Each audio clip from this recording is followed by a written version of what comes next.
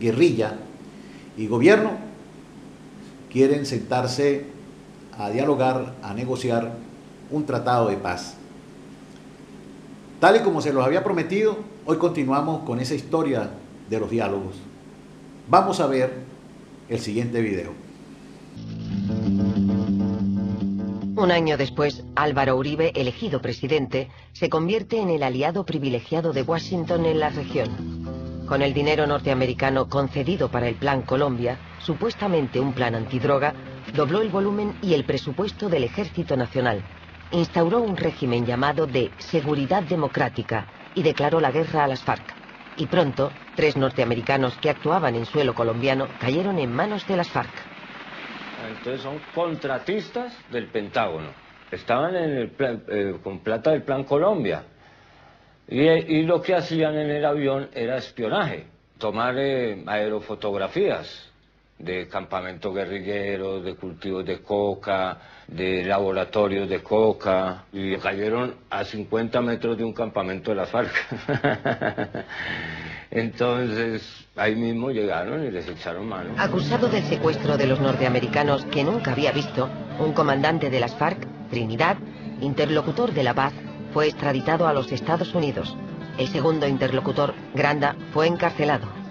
A partir del 11 de septiembre se aplica la doctrina del terrorismo, que es la doctrina de Bush, donde finalmente quien más la recoge con la política de seguridad democrática es el presidente Uribe. El gobierno, con el afán de impedir un proceso de paz en este país y privilegiar cada vez más la salida militar, ha diabolizado de manera permanente a las FARC y al ELN, enviándole un discurso a la sociedad que lo ha logrado consolidar, de que todo lo que signifique oposición se parece a la guerrilla o a las FARC, de que en lugar de lograr una salida a través de la discusión y del debate político, lo que hay es que bombardear, como lo ha venido haciendo efectivamente, y lo que hay es que buscar el rescate militar. Una de las primeras medidas del presidente Uribe respecto a los rehenes fue una operación militar de rescate de 2 políticos de su región, Antioquía, secuestrados un año antes. Balance: 10 rehenes muertos, los 2 civiles y 8 soldados. Todos los cautivos piden otra solución. Está sobre la mesa el tema del canje del acuerdo humanitario. Yo lo dije en el Congreso cuando estaba libre, lo vuelvo a decir aquí en el cautiverio. El canje es una obligación moral de un Estado democrático. El comandante briceño previene a los rehenes.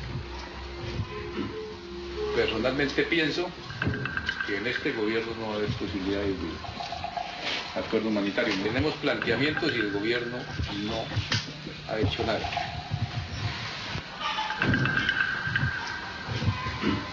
La segunda parte es prepararse para largo tiempo.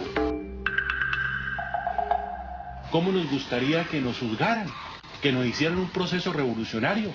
Que nos dijeran, mire, estos 4 parlamentarios aprobaron, por ejemplo, la ley de extradición. Entonces, tenga, Jorge Eduardo, lo vamos a fusilar porque usted aprobó la ley de extradición. Yo particularmente y ninguno de los que estamos aquí vamos a apoyar a Álvaro Uribe. ¿Qué se va a interesar el presidente Uribe por personas que no estuvimos a su lado? No le despertamos para él ninguna simpatía.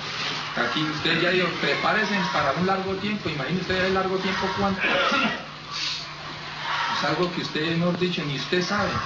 Estamos condenados aquí en vida y con lo que usted acaba de decir es que ya es una condena. Entonces, personalmente, si he cometido un delito, júzguenme. Y de una vez le suman los años que llevo ahí, a ver cuánto me quedan por pagar. Piense bien esto, hermano. Yo no le interesco a nadie. Le interesco solamente a mi familia, a mi hija, a mi esposa, a mi mamá. Yo no le interesco a nadie más.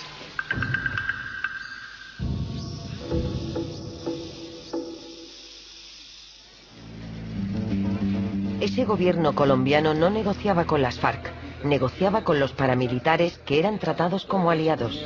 Primer episodio esclarecedor. El presidente Uribe autoriza a 3 jefes paramilitares a dirigirse al Congreso colombiano. Uno es Salvatore Mancuso, sucesor de Castaño, a la cabeza de los paramilitares, imputado en 60 procesos por la muerte de 7.000 personas. Este proceso concita a construir los instrumentos jurídicos que permitan la salida digna de la guerra para todos los comandantes y combatientes de nuestra organización, también los privados de la libertad. Como recompensa a nuestro sacrificio por la patria, haber liberado de las guerrillas a media república y evitar que se consolidara en el suelo patrio otra Cuba o la Nicaragua de otrora, no podemos recibir la cárcel. Hubo que promulgar una ley de desmovilización, clemente con Mancuso y los jefes paramilitares. Se empezó a vender el paramilitarismo y varias cadenas televisivas, privadas de Colombia fueron cómplices en eso. Se empezó a vender no como lo que eran los ejércitos privados del narcotráfico que estaban cometiendo crímenes contra la humanidad, sino como los ejércitos salvadores contra la barbarie y la FARC. Casi nunca combatió la FARC con los paramilitares. Eso casi no existe en la historia de Colombia, sin embargo así se vendieron. Y entonces el paramilitarismo empezó a tener una legitimación social. Las negociaciones desembocaron en la desmovilización de Mancuso y 32.000 hombres se convirtieron en una carga para Uribe. Washington los clasificó como grupo terrorista, debían entregar sus armas y recibirían una ayuda del gobierno. En cuanto a los 200 jefes, negociaron su situación en base al famoso decreto Justicia y Paz. A cambio de confesiones exhaustivas, se les prometieron grandes reducciones de las penas. Por sorpresa, Mancuso empezó a revelar el funcionamiento de toda la maquinaria paramilitar que se resquebrajó. Lógicamente que en toda la región del país se eligieron congresistas. ¿Y quiénes los eligieron? Esas poblaciones que direccionábamos directamente nosotros. Igual hacíamos también con alcaldes, igual se hicieron pactos para gobernación. Las revelaciones de Mancuso llevaron a una serie de detenciones. Según él, el 35% del Congreso había sido elegido gracias a los paramilitares. Varios senadores y jefes de campaña de la coalición uribista fueron encarcelados en La Picota en un ala privilegiada, donde hacían barbacoas familiares. El ala pronto fue bautizada por los detenidos como el Congresito. Lo cierto es que todos los caminos del paramilitarismo conducen al presidente Uribe, porque su círculo más cercano ya ha llegado allá. Para responder. La Corte Suprema de Justicia también inculpó al jefe de los servicios de inteligencia, Noguera, que fue acusado de eliminar los expedientes que relacionaban a políticos con paramilitares y traficantes. El país estaba sumido en una crisis calificada como parapolítica por la vinculación del paramilitarismo con la política. En el Congreso, el senador Petro osó denunciar directamente al presidente en el curso de un debate que hizo época. Miren ustedes aquí, primera foto, el presidente Uribe invitando a votar por él mismo y por sus amigos que están sentados atrás, congresistas hoy en desgracia, procesados, Eric Morris. El presidente desvió la atención de la opinión pública sobre los rehenes. Una nueva operación militar de rescate acabó en una carnicería. 10 de los 11 diputados de Cali resultaron muertos. Al entierro asistieron las familias de los diputados y las mujeres que aún esperan, la madre de Ingrid Betancourt o la esposa de Óscar Lizcano.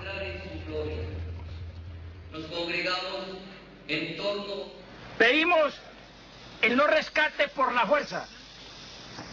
No queremos que nuestros familiares reciban los helados y amarillentos huesos en bolsas negras. He llorado de ira e impotencia la muerte de los diputados. No desearía, presidente, que usted con una lágrima tardía diera un pésame a los míos.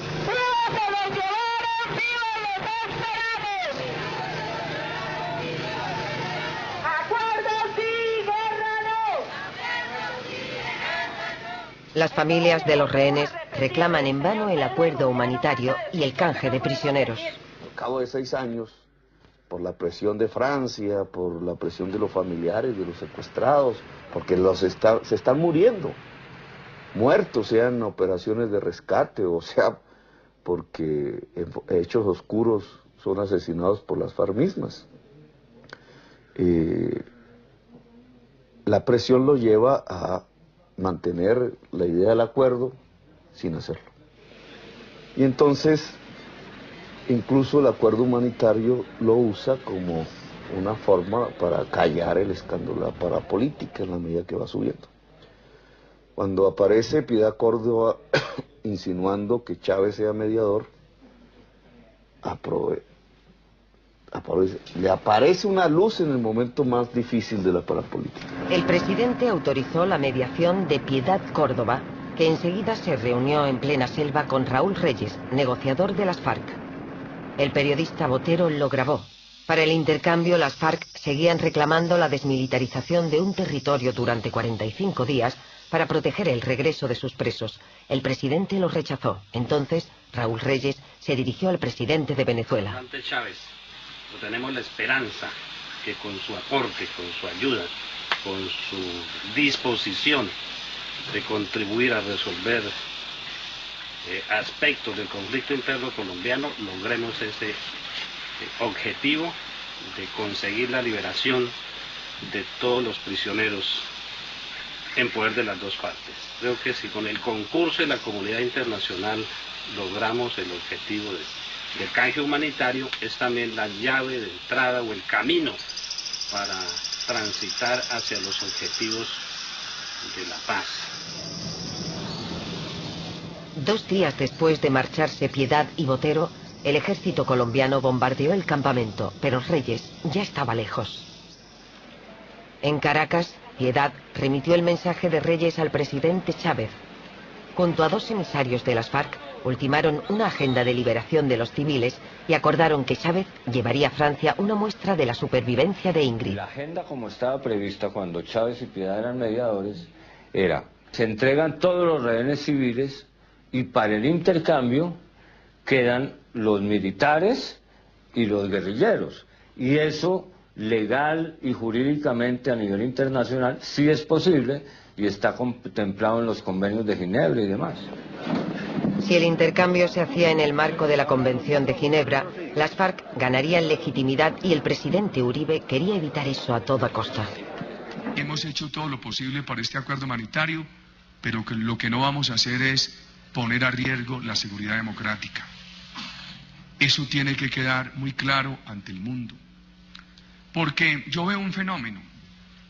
Las FARC quieren protagonismo político, pero no liberar a los secuestrados. Ellos quieren posar de señorones de la política en las capitales internacionales, mientras aquí continúan matando. El presidente Uribe, el gobierno colombiano, advirtieron que era posible el intercambio, que el presidente Chávez y Piedad Córdoba iban a tener éxito y se asustaron ante esa eventualidad. Prefirieron el fracaso de Chávez y de Piedad Córdoba a la salida de esta gente de la selva. Piedad, que posó junto a las FARC, pronto fue tratada de portavoz de la guerrilla y desacreditada por la prensa oficialista, y Chávez fue acusado de injerencia. Uribe los apartó de la mediación. 2 chicas que llevaban 16 muestras de supervivencia enviadas por las FARC a Piedad fueron arrestadas. El show mediático estaba garantizado. Fueron encarceladas en la prisión de mujeres El Buen Pastor y acusadas del secuestro de los 16 rehenes. Tenía yo como 12 años y me están acusando a mí de secuestro que yo no he dicho. Yo vivo en una zona guerrillera.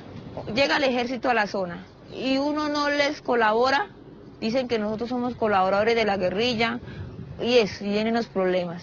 Si llega la guerrilla, le dice a uno, consígueme unas gallinas, unos plátanos o hágame este favor.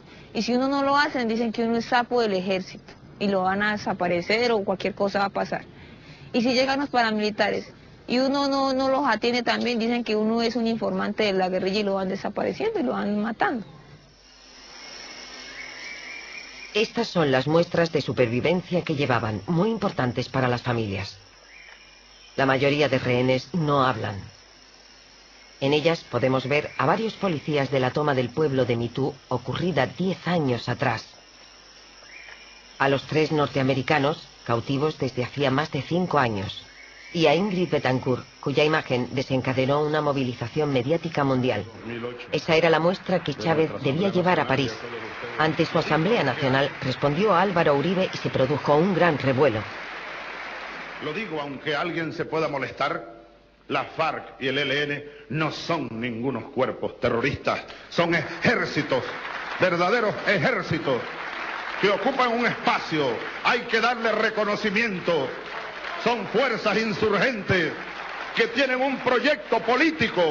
Pido a Europa que retire a la FARC y al ELN de la lista de grupos terroristas del mundo, porque eso tiene una sola causa, la presión de los Estados Unidos.